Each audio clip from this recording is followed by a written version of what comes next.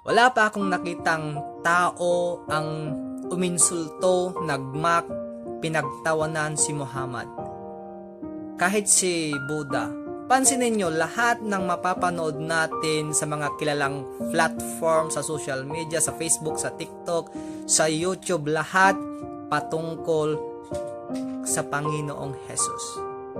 Ginagaya siya, pinagtatawanan siya, minamak siya, iniinsulto siya. Kasi alam ni Satanas na kunti na lang yung kanyang oras, kaya't ginagawa niya ang kanyang makakaya para tayo'y mapunta sa impyerno. Alam niya na pupunta siya sa impyerno, kaya't ang ginagawa na lamang niya, gusto niya tayong dalhin doon.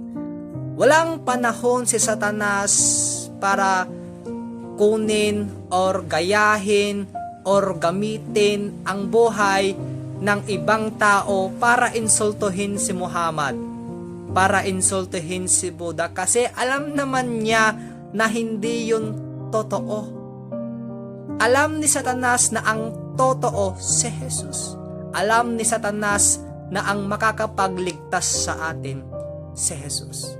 John chapter 14 verse 6. Sabi ni Jesus, I am the way, the truth, and the life. Alam yan ni Satanas. Kapatid, sana sa buhay mo, bago ka mamatay, tanggapin mo si Jesus. God bless us all.